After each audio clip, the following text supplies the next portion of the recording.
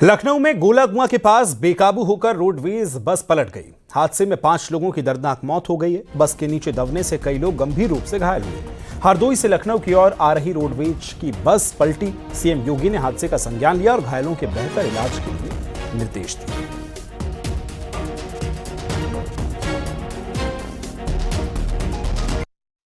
जितने भी लोग हैं जो उनके इलाज सीएचसी काकोरी में भी और जो गंभीर रूप में घायल हैं उनके इलाज के लिए केजीएमसी ट्रॉमा सेंटर भेजा गया है और उनके इलाज जारी है। बेहतर से बेहतर इलाज सुनिश्चित कर लिया जाएगा और टीम्स हमारे वहाँ मौजूद। अब तक कितनी कैजुअलिटी हुई है, कितने लोग इसमें से? देखिए अभी तो 5 कैजुअलिटीज हम लोग कंफर्म कर पाएंगे। बाकी अभी जितने भी लोग घायल हैं उनका इलाज अभी जारी है।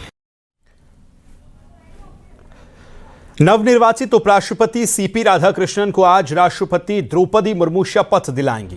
राष्ट्रपति भवन में औपचारिक समारोह सुबह 10 बजे शुरू होगा। राधाकृष्णन को पद की शपथ आज महामहिम दिलाने वाली हैं। शपथ ग्रहण में पीएम मोदी समेत तमाम दिग्गज मौजूद रहेंगे। बता दें कि मंगलवार को उपराष्ट्रपति चुनाव में सीपी राधाकृष्णन ने विपक्ष के उम्मीदवार बी सुदर्शन रेड्डी को 152 मतों से हराया था।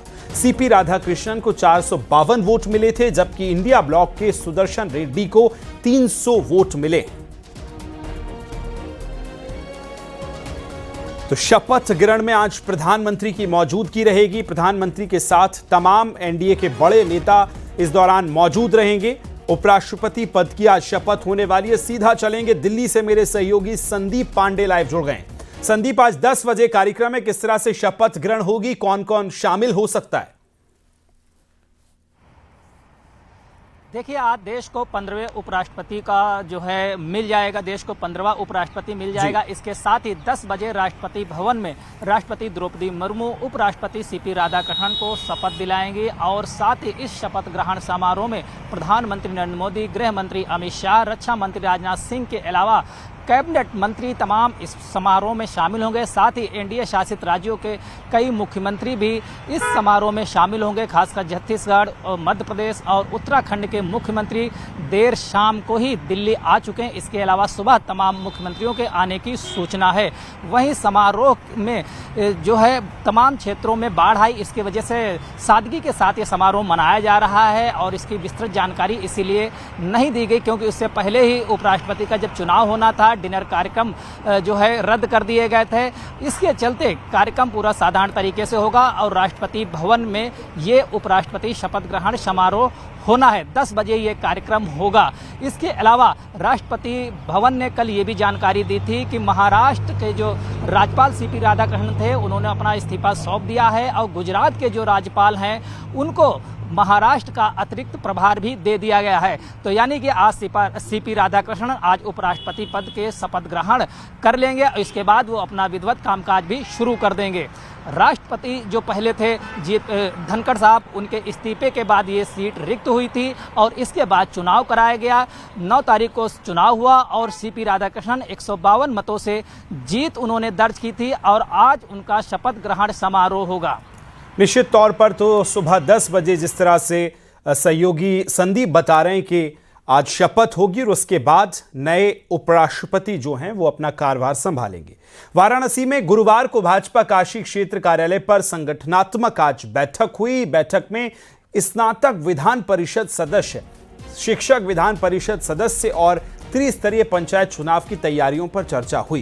प्रदेश महामंत्री धर्मपाल सिंह बतौर मुख्य अतिथि बैठक में शामिल हुए। इस बैठक में काशी क्षेत्र के जिला अध्यक्ष, जिला प्रभारी, अभियान के जिला संयोजक और सह संयोजक भी शामिल हुए। प्रदेश महामंत्री संगठन धर्मपाल सिंह ने कहा कि पूर्व तैयारी और पूर्ण तैयारी की रणनीति पर काम करते हुए त्रिस्तरीय पंचायत चुनाव और शिक्षक स्नातक विधान परिषद सदस्य निर्वाचन की तैयारी विजय के फॉर्मूले पर करनी है।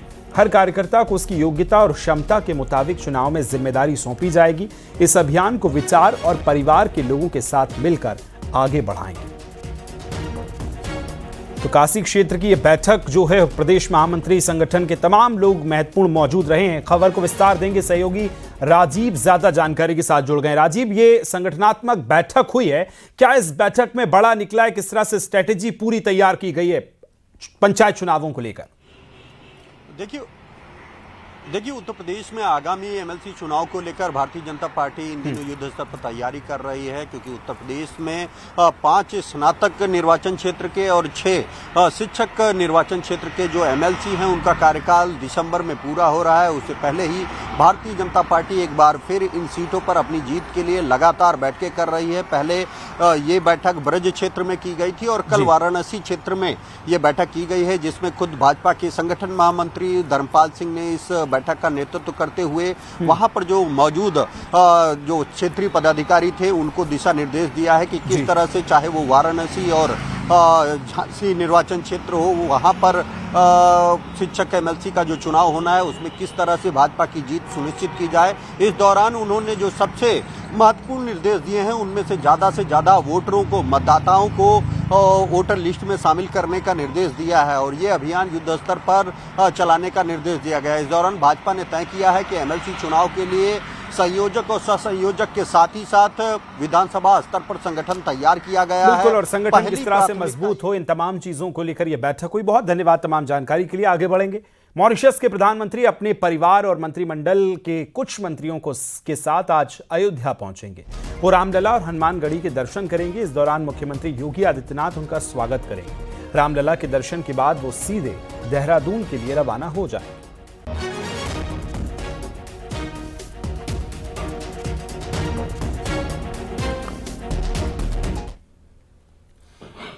मॉरिशस के प्रधानमंत्री डॉक्टर नवीन चंद्र और उनकी पत्नी वीना रामगुलाम ने वाराणसी में गंगा आरती देखी।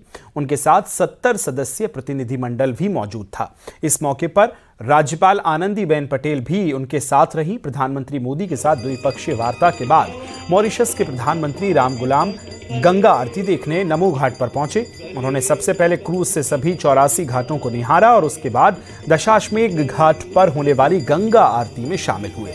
इस आरती में मॉरिशस के प्रधानमंत्री रामगुलाम क्रूज पर ही शामिल हुए हैं।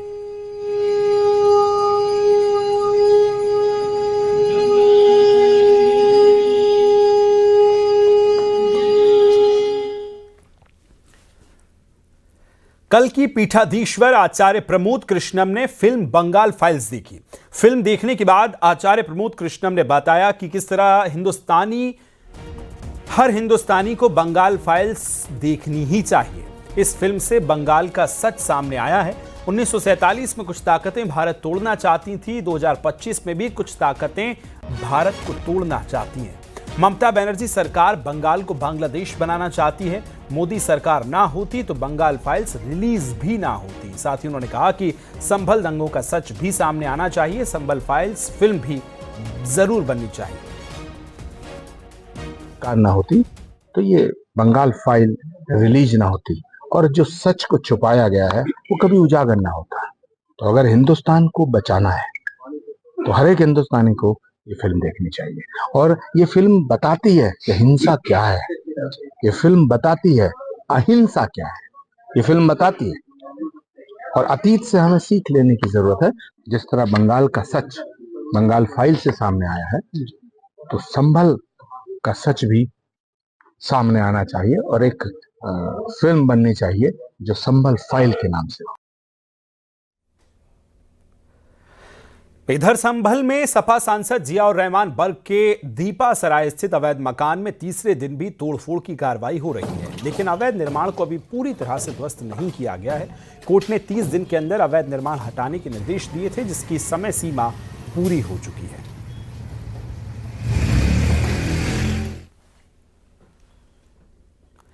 इटावा के सुंदरपुर गांव में पागल कुत्ते का खौफ इस कदर बढ़ गया है कि प्राथमिक विद्यालय के बच्चों को करीब 2 घंटे तक स्कूल के अंदर रहना पड़ा। घटना तब हुई जब स्कूल के गेट से गुजर रहे एक लड़के को पागल कुत्ते ने हमला कर दिया। कुत्ते ने उसकी जांघ और हाथ में गहरे घाव दिए, जिसके बाद वो लहूलुहान हो गया। हमले के बाद कुत्ता स्कूल के गेट पर बैठ गया और स्कूल की प्रिंसिपल ने तुरंत ही स्कूल का गेट बंद करवा दिया।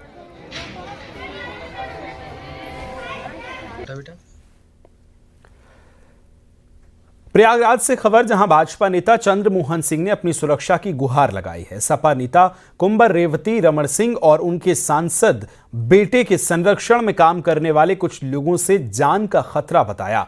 उन्होंने आरोप भी लगाया और उन्हें फंसाने के मकसद से उनके खिलाफ फर्जी केस डाले जा रहे हैं। बीजेपी नेता का यह भी आरोप है कि साल 2019 में उन पर फायरिंग भी हुई थी, जिसमें वो बाल बाल बच गए थे। मेजा थाने में केस दर्ज होने के बाद कार्रवाई नहीं हुई है। गाजीपुर में बीजेपी कार्यकर्ताओं की मौत पर एक्शन हुआ है। पुलिस की पिटाई से मौत के बाद आरोप लगा था कि मौत पुलिस की पिटाई के बाद हुई है। नौनहरा एसएचओ समेत 6 पुलिसकर्मी इस पूरे मामले में सस्पेंड कर दिए गए। इसमें एसएचओ, एसआई, हेड कांस्टेबल और 3 कांस्टेबल सस्पेंड किए गए। थाने में तैनात 2 एसआई, 3 कांस्टेबल लाइन हाजिर कर दिए गए। मामले में मजिस्ट्रेटी जांच के आदेश दिए गए। नौनहरा थाने में पुलिस की पिटाई से बीजेपी कार्यकर्ता की मौत का आरोप लगा है। 9 सितंबर की रात थाने में धरना बीजेपी के कार्यकर्ता दे रहे थे, जिस पर लाठीचार्ज हुआ था और लाठीचार्ज में घायल बीजेपी कार्यकर्ता सियाराम की आज मौत हुई है। 11 पुलिसकर्मियों पे कार्रवाई की गई है।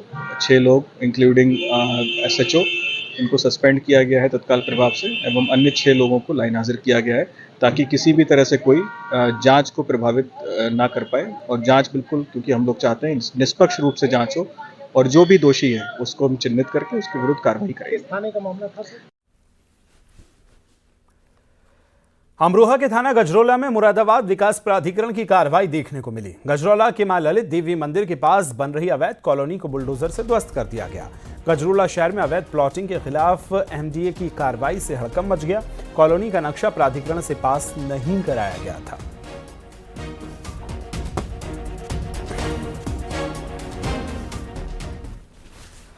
वहीं खबर गोंडा से है, जहां राजकीय मेडिकल कॉलेज के कमरे में अलमारी पर रखी शराब की बोतल का वीडियो जो है अब सोशल मीडिया पर वायरल हो रहा है।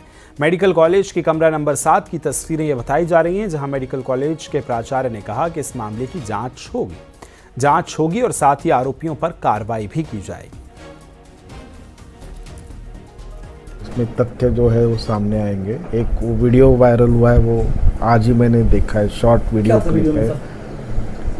वीडियो में क्या दिखा? उसमें एक कबर्ड के ऊपर एक वाटर बॉटल है और एक कोई दूसरी बॉटल है जिसमें एम्बर कलर्ड की वो बॉटल है। इतना ही उसमें दिखाई दिया। जो वायरल हुआ है उसने खुद लिखा है कि हम उसकी पुष्टि नहीं करते। तो पहले हमको वो वीडियो देखना चाहिए, उसकी जांच करनी चाहिए, तभी पता चलेगा कि ये इसकी सत्यता क्या है, वो कहाँ हुआ है। खबर ललितपुर से है, जहां एक युवक का अवैध शराब की भट्टी के पास शव मिलने से हड़कंप मच गया है। मृतक के एक हाथ का पंजा आग से जला हुआ है। परिजनों का आरोप है कि युवक के साथ मारपीट कर उसे शराब की भट्टी में झोंकने की कोशिश की गई। घटना की सूचना मिलते ही पहुंची पुलिस ने शव को कब्जे में लेकर पोस्टमार्टम के लिए भेजा है। सदर कोतवाली क्षेत्र के घटवार गांव की यह घटना बताई जा रही है। परिजनों की तहरीर के आधार पर अब मुकदमा दर्ज कर कार्रवाई जारी की गई है। खटवार निवासी प्रीतम रजक उम्र लगभग 50 वर्ष का शव अवैध शराब की भट्टी के पास मिला है। मौके पर फील्ड यूनिट पुलिस मौजूद है। शव को कब्जे में लेकर पंचायतनामा पोस्टमार्टम की कार्रवाई की जा रही है। प्रारंभिक जांच में यह तथ्य प्रकाश में आया है कि मृतक इसी भट्टी पर काम करता था तथा अत्यधिक शराब का सेवन करता था। कैसे तथा किन परिस्थितियों में घटना की, इस तथ्य की जाँच की जा रही है। परिवारजन द्वारा जो तहरीर दी गई है उस पर प्राथमिकी दर्ज कर आवश्यक विधिक कार्रवाई की जा रही है।